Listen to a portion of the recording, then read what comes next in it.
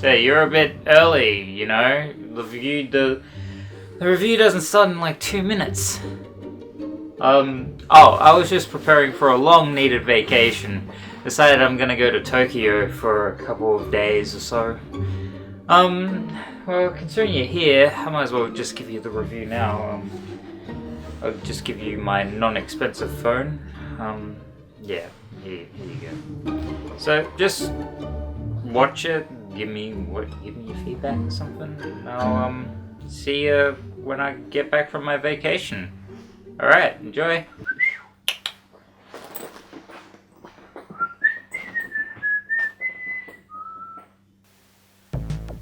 Hello there, my name is James, and I believe it's time to look at something completely off the rails with wackiness.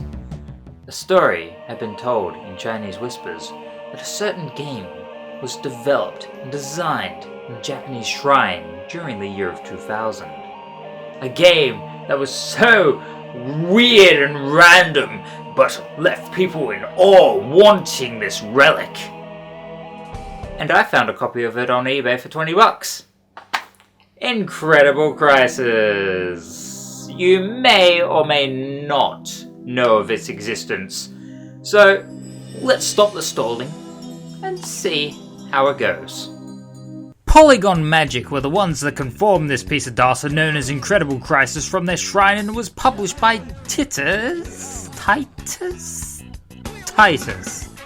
Okie doke. An intro appears showcasing thrills, chills, romance, family values, and all the crazy stuff that ensues in what was that a giant pink teddy bear?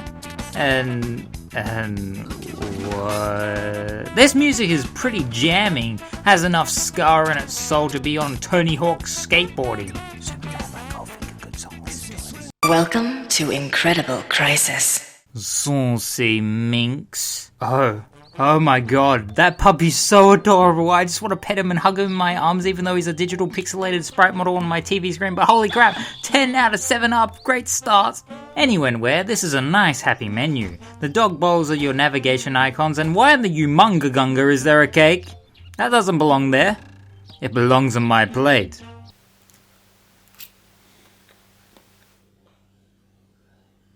You want a slice?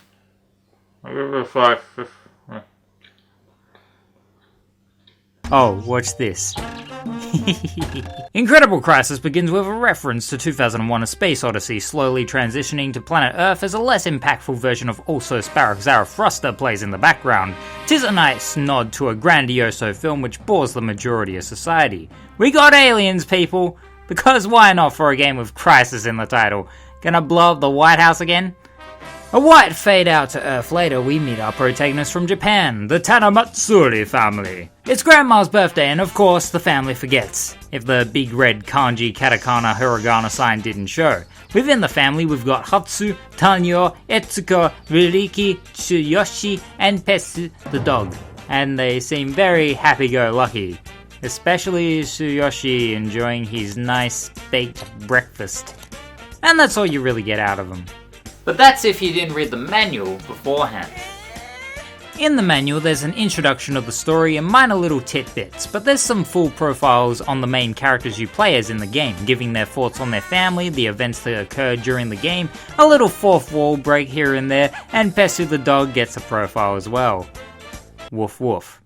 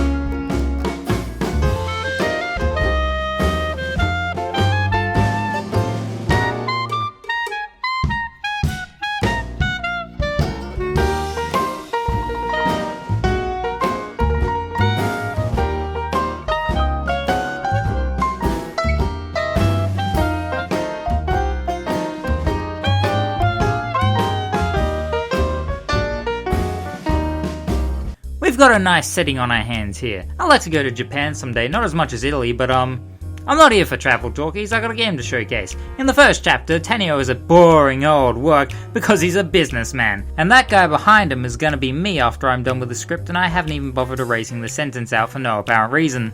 Exercise time, and we be doing some dancing. I don't need to explain this minigame. Ever play Parappa the Rapper, DDR, or any rhythm game at all? Yeah, it's that.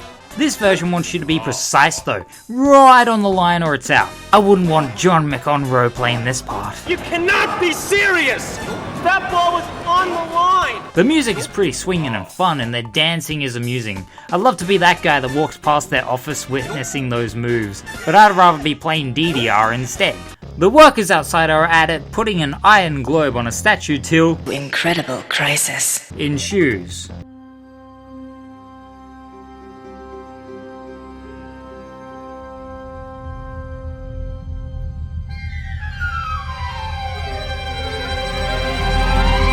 Bowling Inferno! Tenio heads out to a hallway and the boulder comes after him like Raiders of the Lost Ark days. To keep him from being a flapjack, you gotta fill him up with energy drinks and avoid the objects in front. It's simple and easy when it's done right, and quite honestly this segment is pretty iconic due to me playing it frequently on a demo disc.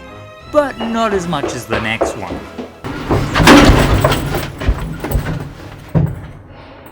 Tenio makes it to the elevator, but the globe smashes down and I'm about to break my button on my controller. In order to stop this elevator, Tenio needs to rapidly press the red button for the lift to slow down. And you know how this scene goes.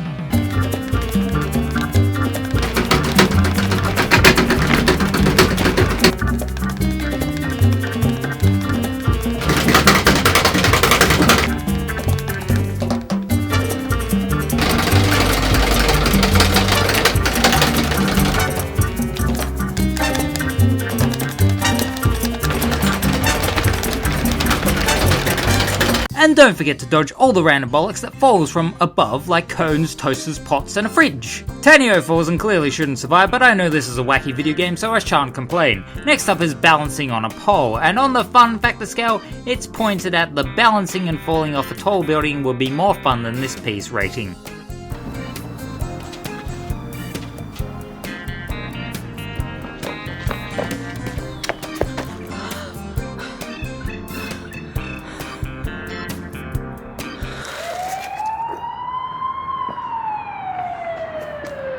Tenio trampolines his way down, flips the bird to the world and gets knocked out. I can't make that shit up. Tenio is in an ambulance van and the paramedics ask Tenio yes or no questions that are purely not everyday questions to hold in the brain unless history is your thing. Like, is Maine the northernmost state in the US? And does 1 + 1 = 2? They seriously ask that to see if you're alive. No, I've always been dead. Inside. When you answer wrong, they act as if I cut the wrong wire from a bomb. But when you get it right, big ears in the background will do their McDonald's arches, yeah! And when you get them all right, they cheer and are just like, get the fuck out of here!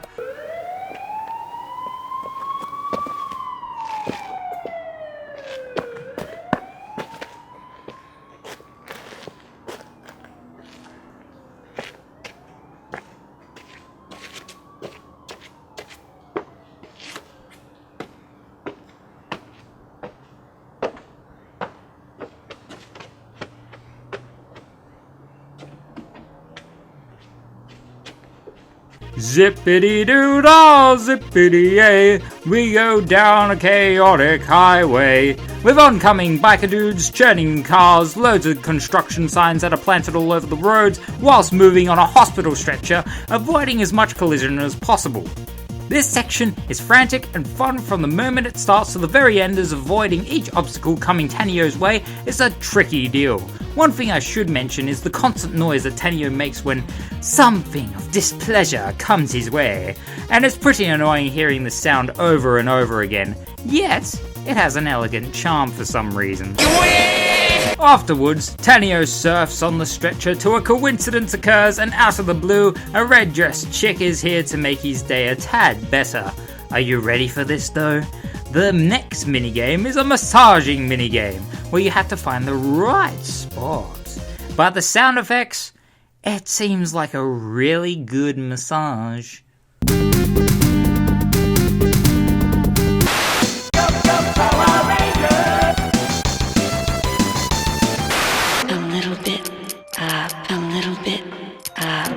There.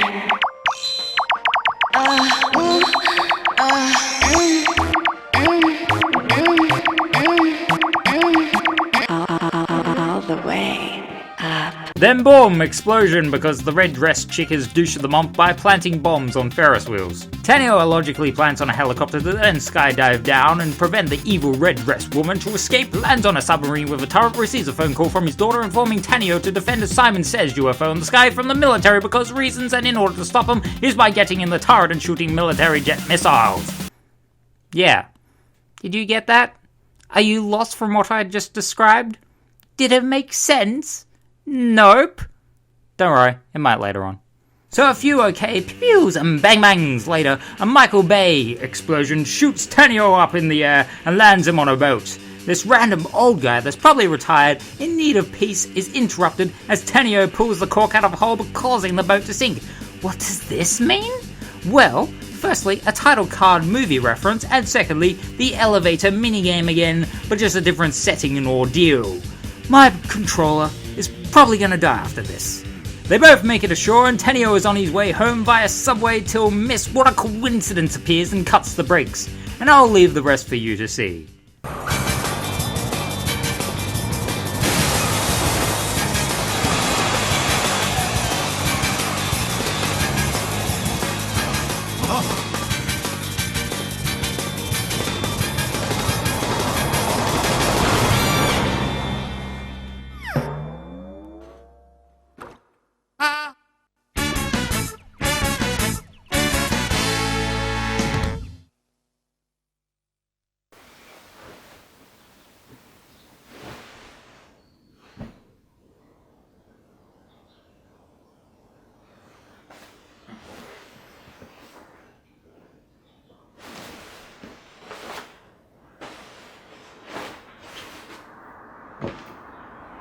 Breaking news on Foxtrot's Gem Go, as apparently the world is coming to an end after this weekend. The asteroid is coming, they all say, and it's true, as it will hit the Earth's atmosphere in 27 hours, killing all of civilization and the world. Well, that's a fucking day ruiner. So that was Tanio's side of the story, and I'll admit that some of the minigames are quite fun, like Bowling Inferno, Elevator of Doom, and the Stretcher one, but the others were lame, to be James. Balancing and answering yes or no questions aren't my cup of forte. We're not finished just yet. We still have the rest of the other slices of cake in the story and minigames. Time to engage Turbo Mode! Etsuko begins at the bank and criminals with wolf masks decide to rob the place, so we gotta sneak past behind the lounging and get through the door. It's quite slow, the main focus is not the cameras but the dots on this screen which indicate which one moves. But the minigame is quite pointless as Etsuko is spotted either way. This next minigame though, ooh, I think this calls for a super ultra mega def clock rant. So you remember Raiders of the Lost Ark in the beginning where Indiana Jones has a bag of sand, weighs it out to match the same weight as the idol to snatch it out without harm? Well, it's a golden piggy here, and Etsuko has to weigh out her grocery bag to match the piggy bank. And this would be intense, challenging, and quite the minigame I like to play, if it wasn't built by chance. I replayed this minigame numerous times, several game overs, meaning I had to play the slow sneak game which got repetitive quickly. I got my calculator out, matched it up for every item, the computer people were watching me do this, and out of nowhere, I randomly got the right balance. I don't know if it was me being stupid at math, but I swear that it didn't work out for me on several occasions. Bah humbug.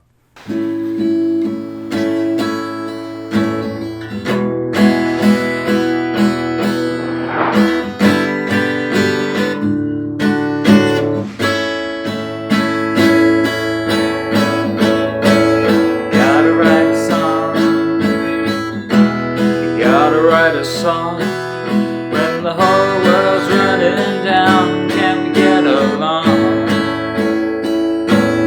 Can we live in peace? Connect each puzzle piece. Oh my fucking God, I'm writing a song. piggy bank is in the possession of the Wolf Clan, and one of them reveals to be the douche bitch from Tanio's plotline, which brings me to the point of saying that every character's story is all connected in a way.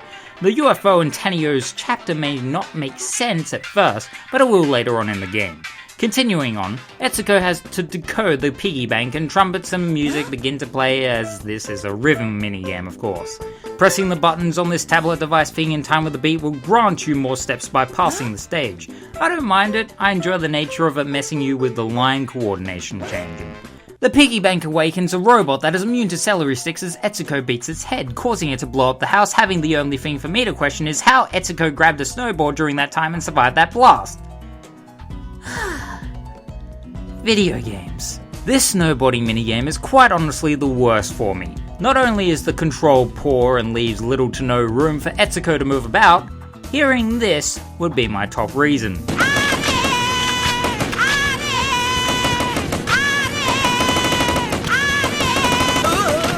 Kill me. Out of nowhere, Etsuko appears in a military base, and I will admit, I laughed at her reason for taking a jet.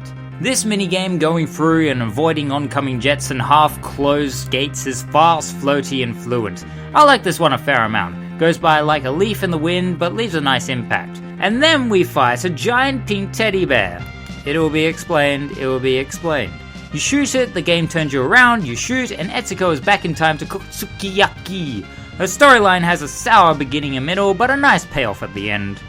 On to Tsuyoshi, whom is randomly sitting on pipes reading Godzilla, witnesses the pink teddy growing up in size, and the lightning from the bear strikes at Tsuyoshi, shrinking him? No Honey, I Shrunk the Kids reference here, nah. Lots of possibilities shine for minigames, and what's the first one? Climbing an ever so steep hill, pressing the same button in time on the line, rolling from dirt slides and getting to the top. Fun. Tsuyoshi climbs up on a spiderweb and... oh. Balancing minigame again. No thank you. He falls and hello boatman again. Let me guess, Tsuyoshi is gonna pull... yep! This version is the same but much more longer than the previous one. But how did the old man become short? Whatever, it will be explained, James. They make it back ashore and oh no, a large mantis. Do you remember Bowling Inferno, running away from the globe? Same thing here, but it's easier. I got hit by obstacles multiple times and still managed to pass on my first go. So this weird looking ant guides Tsuyoshi home and he freaks grandma out driving a small red car, Stuart Little style. Tsuyoshi's storyline I like to call potential that's replaced with painted padding. And to end things off is with Ruriki. She's in school wanting to leave, but the teacher is a pure hard ass that has a lot of chalk to throw. This minigame is a challenge, but a good one at that. You have to move the other students from desk to desk to move Ruriki at the end without getting hit by the teacher as he writes on the board. When you move other students, they're not immune, he'll pelt them and knock them out, leading to blocked pathways. Patience is required for this one, rather than crazy mishaps. Glad he's not my teacher, I say. But then we get to where Ruriki wanted to go, and it's a chemist with all the fashionable makeups. And the objective of this minigame is to find the shown item on special and find it in this menu of other items. In short, absolutely easy and forgettable. The real stuff begins as the mini Simon Says UFO robot interrupts Ruriki's Photoshop, which leads you to the bear incident. What perplexes me is that they randomly go into a karaoke room. You, the player, expect a music rhythm minigame, but they just leave as if it never happened and head straight to them seeing Tanio on the TV. Maybe cut content, but I'm not too sure. The Simon Says UFO is looking for its little Simon Says UFO son, and you want to know what comes up? A Simon Says minigame. I don't have a problem with Simon Says itself, I just have a thing with it being in video games. After playing Simon Says on a television within a television, Ruriki takes a taxi to the UFO, and you've gotta be kidding me. Another boat minigame? Didn't the developers think there was enough of that? I can officially say goodbye to my PlayStation controller. You get the gist, they make it ashore, we find out how old Boatman and his boat shrink, and evil woman is back. Hip hip hooray! What's the last minigame to be, you say? Well, riding a pedal bike from an absolutely gargantuan crane that fills an entire road wanting to kill Ruriki, and yeah, it's okay. It's no stretcher section, and at this point the game has worn itself out, as well as me. The evil woman and henchmen drown in the waters, an E.T. reference appears because there wasn't enough movie references, the Simon Says UFO is taken back to its mum, and Rariki is dropped off home. The end! But not till after you see video recordings of Grandma's birthday being graciously splendid. Boom! Credits with random pop-outs of the images. Real mature developers, real mature. And what a happy ending. Oh, wait, or is it? Don't know how the globe got into space, but we'll never find out considering there was never a sequel.